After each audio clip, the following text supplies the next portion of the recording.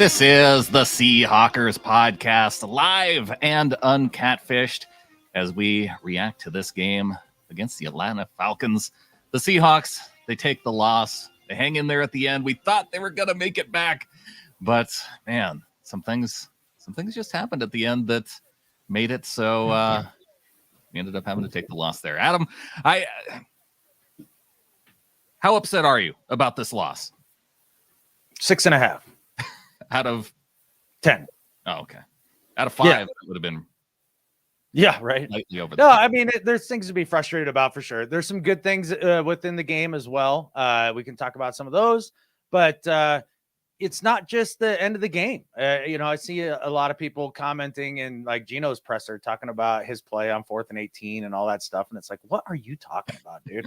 Like Geno did not, it's not Geno, it's genius.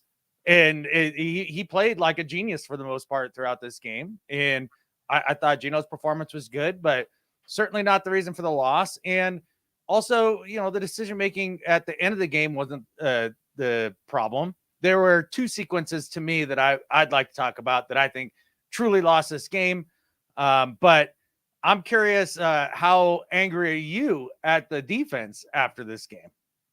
The defense is where I would place my anger. If there's any anger toward Geno, it is misplaced, because Geno, 32 of 44 on the day, 325 yards, 2 touchdowns. Yes, he had the 1 interception at the end, throwing to Tyler. And I would rather see him not throw to Tyler in last minute situations, especially when there's a ton of dudes around him, because we see Tyler get blown up a little bit, and I don't know if he's quite physical enough in those late game moments that where the officials, if they're going to choose to keep the flag in their pocket, I don't know.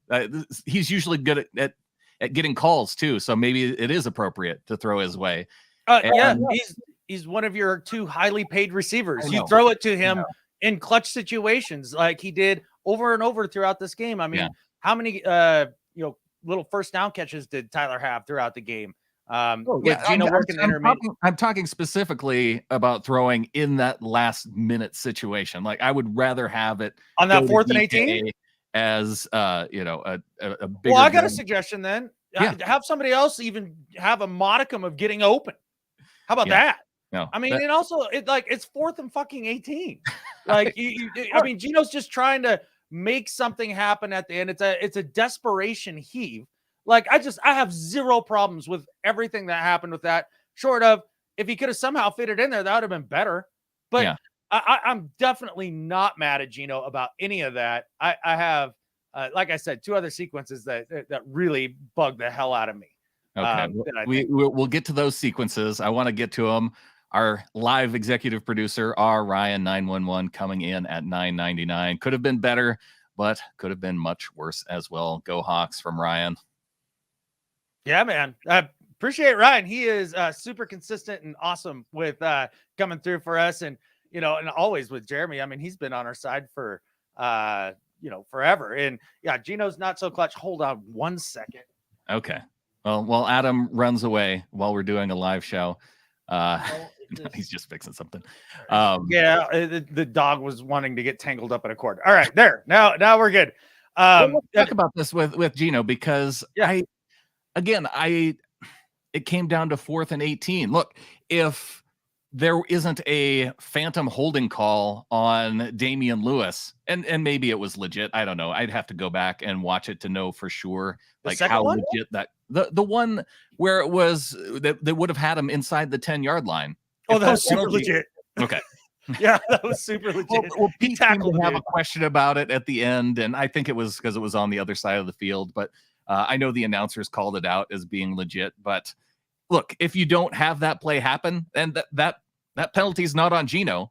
If the Seahawks are inside the 10-yard line, they're set up to win that game. And yeah, there's so many other things that happened before that led up to it that I can't put this game on Geno. I have to put it on the defense if I'm going to put it on anybody. Look, Geno's not going to be Mr. Clutch. That's just not in his DNA, or at least he hasn't shown it so far. This is what I am ready to say about Geno Smith. He's Alex Smith. He's just a different Smith. Sure. And I think, and that's pretty good. That's pretty good. in working the intermediate field, the check down routes. He had that one kind of deep shot down the sideline that he underthrew to DK. And then, not a lot of other deep shots. And a lot of that too is the way that they're playing this offense, right? I mean, it's a lot of 2 deep shell stuff, and they're giving them all the underneath stuff. And Geno is running that with high efficiency. Now, with that, you can't make mistakes. And that's what defenses are playing towards. They're like, well, we bet that with 2 rookies on the offensive line and, an aging Gabe Jackson and Austin Blythe, whose lateral quickness did not look good at the sack there towards the end of the game, you're going to make a mistake. And so they're betting on it. And that's it. Well, which sack are we talking about late in the game? Because there was the one that Cross gave up, and it was Rashad Penny who was standing in that gap. And his vision was farther downfield to where he did not see the guy making the inside move. And just the defender went right in between Cross and Penny and sacked Geno. And that's on Penny. I think Cross was blocking it that way because he thought he had help. Yeah. And Penny was not there or had no awareness of being there to help. Correct. But again, I don't think any of those plays are where this game was won and lost. I mean, the first sequence that I think was maybe the most egregious of the game, or second, one or the two, I don't know. But 3rd and 19, mid second quarter, they give up a 3rd and freaking 19. They end up scoring.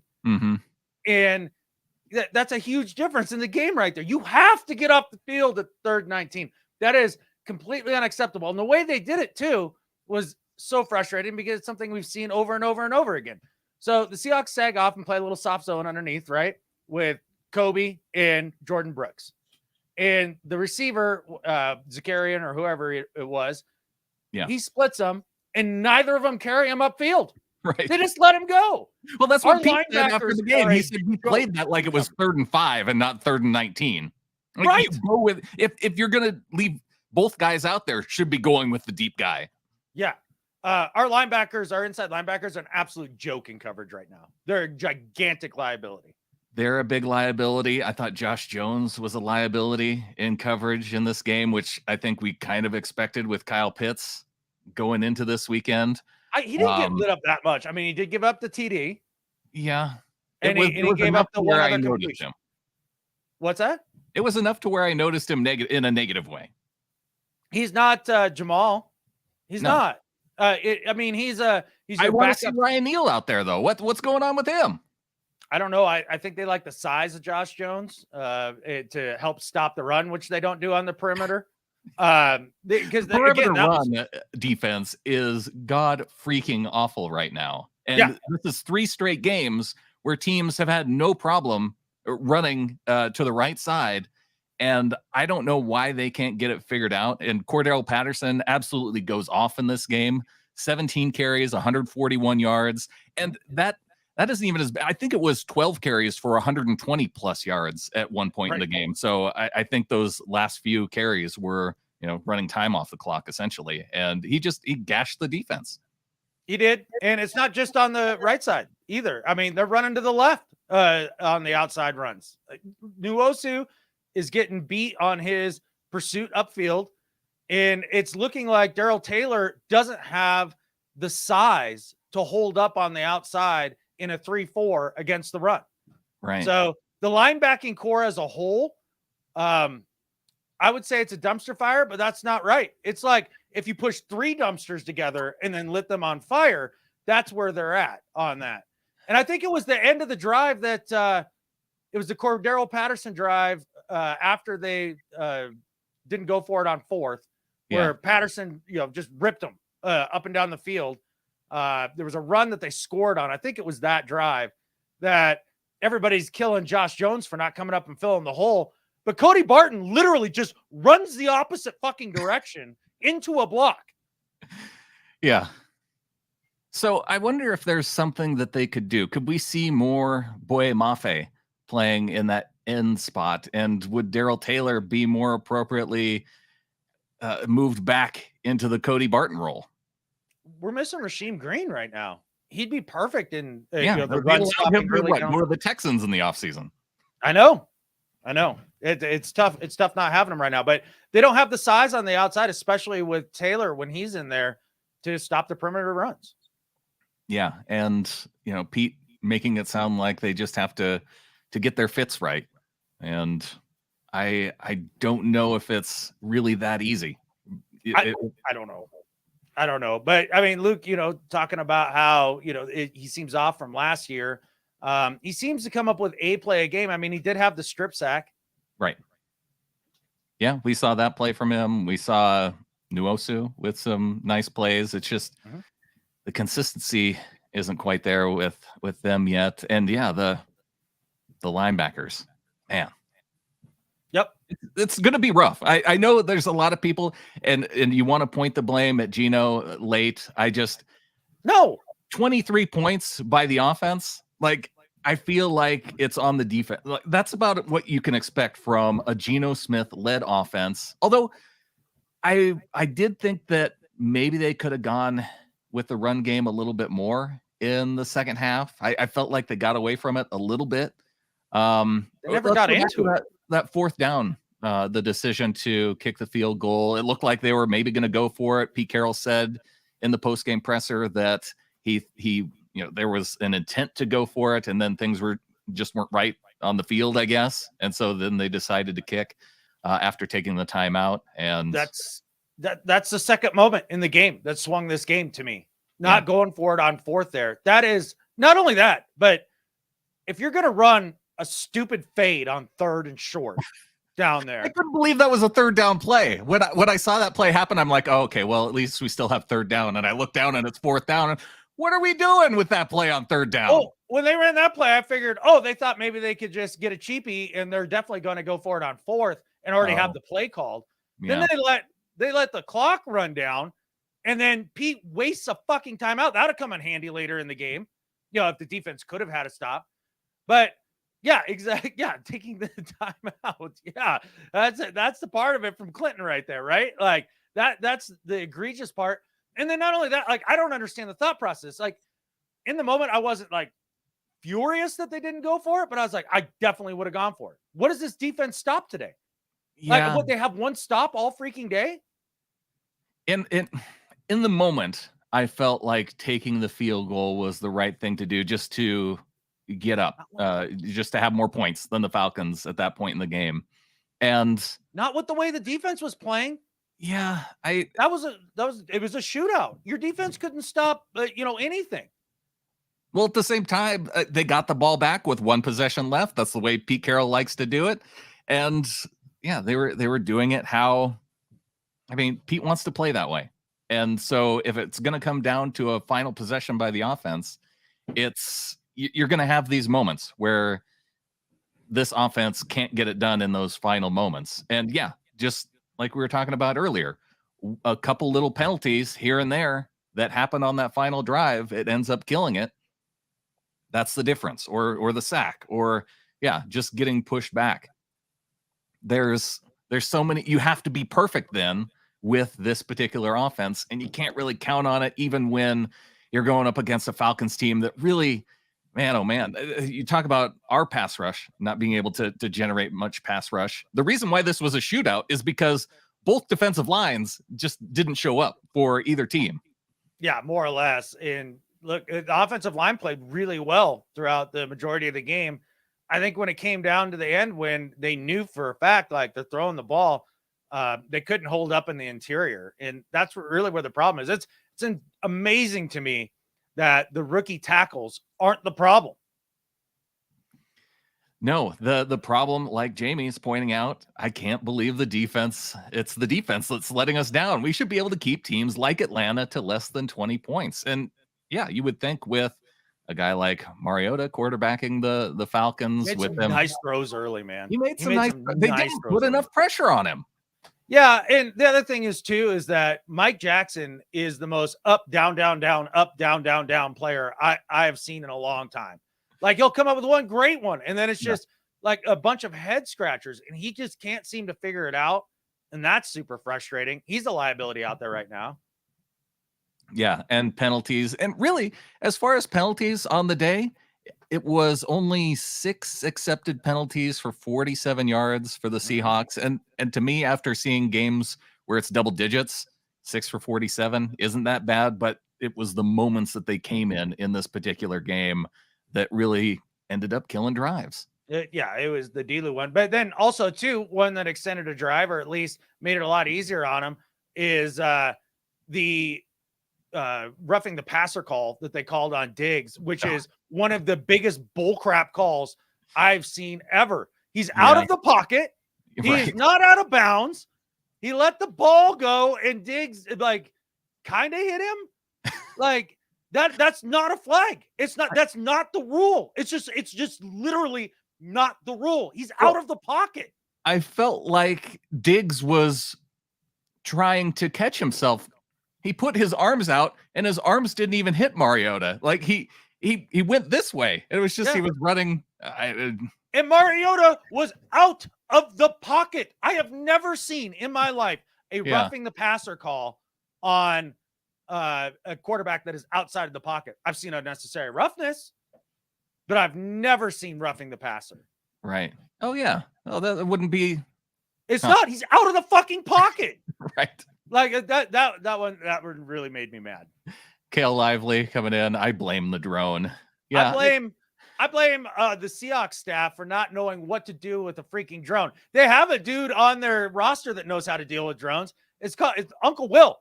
He's from Montana. He knows what to do with drones. I thought you were going to say Tama the Hawk. You get the hawk out there and say, go get it and take it down. Yeah. Have you seen those government eagles they're training to take down drones? Ooh. Look it up. The video is impressive, man. But now I want to. Yeah, it's great. Whatever idiots fly the drone around there. Come on, man, do better. Clinton says Euro soccer full catfishing flop nonsense. Okay. All right. Yep. I mean, Mariota played it up and good for him. But then also too, just offensively speaking, they kind of started to get Penny going and then went away from it. And I get it. I mean, Geno had been unbelievably efficient and he was really working the intermediate game like the Rams used to do to us all the time, that you couldn't be stopped. It was great. Right. But I think if they would have found a little bit more balance there, they maybe don't have that the first drive in the second half that they ended up going 3 and out. Yeah. The other thing that I noticed in this game is they actually have it in the playbook now to where they'll line up a running back, but either between the center and the guard or the guard and the tackle. Yes. And then they'll send him out after when the defense is playing that too high shell, and they'll take the dump off pass to, I think DJ Dallas caught one of those, and that's a play that's in the playbook now. And I'd like to see more of that. So there's even more to that than just him sneaking out, right? So you saw the Falcons come up and play the double mug, double A gap blitz look a lot. They get up in the A gap and then they throw Dallas down and kind of try to guess which gap that they were coming from. And if he either guessed wrong and or they didn't bring it, that's when they snuck him out. Yeah. And part of the reason for seeing more Dallas in this game too, I think, was because Homer did have that injury that kept him out for the rest of the game. So that's kind of a bummer. And hopefully Homer gets back in there soon. Iguana Tran coming in. What a letdown. I really thought we were going to score and win. And yeah, I felt like that in the moment at the end of the game. I didn't feel like we were out of it until obviously some of the penalties happened and ended up pushing us back to 4th and 18. The drive was going well up until and they got out of some tough moments, I think, in that particular drive too. I think they didn't they overcome at least one of the penalties that happened on that final drive. Yeah. And Dame Lou's holding there on the screen. He grabbed the defensive player by the shoulder pads on the outside and then just chucked him to the ground. No reason to. Yeah. None. Okay, so Penny gets 5 less yards. Who cares? Don't hold. Yeah. Yeah. They picked up a 4th and 1 on that final drive. It just we're not going to see them. We're not going to see that happen in every game where they're able to drive down the field and make a score. And I did think that they were going to do it that time. Yeah, well, I mean, again, kicking that field goal instead of going for it, and then that changes that point differential around, right? Like if they score a touchdown there, then you're not down 4, maybe you're down 3, however it all works out. Right, and then if that way, well, the thing is though, I kind of worry that all the Falcons would have had to do is drive down, kick a field goal, and we would have been saying, well, shoot, I'm saying if the Seahawks don't make it in the 4th and short scenario and they don't kick the field goal and they happen to miss on the 4th down, and then the Falcons end up winning by 3 or something like that. Fine. They were gonna do this one way or the other. We couldn't stop them. Like you had to score more points there. Like there wouldn't have been a difference in what the Falcons did after it. We knew what they were gonna do. They were gonna run some power runs to the edges and just jelly it down our throat. Yeah, and I feel like we talked about this last year too. Pete Carroll needs to base his decisions off of what he sees happening consistently from the defense. Like he can't be optimistic to the point to where he says, well, we've struggled at stopping the run all day, but hey, why don't I just expect positivity and this is going to be the time that we stop them after we kick this field goal. Yeah. And the big problem here too is that not only were they able to run the ball with impunity early in the game, they were able to throw it all over the yard. Yeah. Like that was super frustrating. And it was a lot of Mike Jackson getting caught with his pants down, and the linebackers, they were targeting them. Like, I have no idea why they went away from Kyle Pitts. I don't. Yeah, they should have scored 45 points in this game. Yeah. They could have gone after the well, I don't know maybe they changed something in the second half to cover up Kyle Pitts a little bit more. Maybe the Falcons realized they could just keep running the football anyway, and it didn't much matter if they threw it to Pitts or not. Maybe that was it. I mean, super frustrating for the defense to come out and lay that egg. Are we keeping people from watching Sunday Night Football right now? Yes. Clinton? Are you including me? Yeah. Russ just skipped a 2-yard pass to his receiver, and the Broncos had to punt again. Yeah. Okay. So there we go. Live updates from the game against between the Niners and Broncos. Yeah. I look, I'll say it. I'm rooting for the Niners in this game. I'm rooting for a higher draft pick. I don't think I can say I'm rooting for the Niners. Okay. Yeah. No, I like the way you phrase that better, because that's exactly what I'm doing. Yeah. Yeah. Well, I think I've got all my frustrations out about this particular game. Going away from the run in the second half, the defense. And yeah, I think you talked me into the fact that Pete Carroll did need to go for it in that moment, especially with the way the defense was playing. Yeah, it felt like a no-brainer to me. I just don't understand how these coaches have such a hard time with these decisions. I just don't get it. I mean, you see the Hackett meltdowns. You saw it a couple times last week out of a couple different coaches. Yeah. And then Pete they just froze. Just froze there. I don't get it. Either have balls or don't have balls.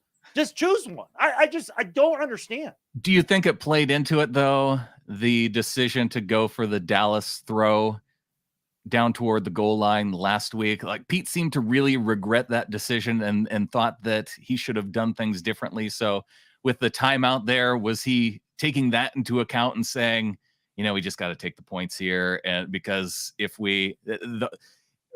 whatever temperature he's taking based on what was happening on the field, to where he lost confidence in the ability to make it on 4th down, maybe that's what he was feeling in that moment, but that's what went into this. I just have to think that's what went into that decision. Look, and here's the thing though, like, it wasn't like, for him to have that kind of mentality would just fry me, because the DJ Dallas play was just freaking stupid. That's just a stupid play. In this game, on that 4th and 2, you're looking at that and you go, what is my strength in this game and what is my weakness? Clearly, the strength was the offense in that game. And the idea of putting it all on Geno's shoulders late in the game, as he's getting his rhythm into his first season starting since Ronald Reagan was president. Like, That is just, it's asinine. Don't do that. Yeah. All right. Well, the Seahawks, they close with a loss. They move to 1-2 with the 27-23 loss to the Atlanta Falcons. Coming up next week, the Detroit Lions. Do you feel like it's going any better with the Lions next week? They're playing hard. I mean, they lost a heartbreaker to the Vikes today. But tough too. Dan Campbell with the same thing. Like he had the chance to go for it on fourth late in the game, and I can't believe that dude's balls like shriveled up and died in that moment. I couldn't believe it. That's a guy that you expect not to have shrivelage in the late moments of the game. But I didn't watch that whole game, so I don't know. Maybe their defense had played well up to that point, and maybe that was the decision making there. I don't know. All right. Well, we get to go back. We get to watch this game, dig into it a little bit more. But really what we want to do right now is go watch us some 49ers Broncos and hope for a better draft pick. Absolutely. And with that, there's only one thing left to say. Go Hawks. Go Hawks.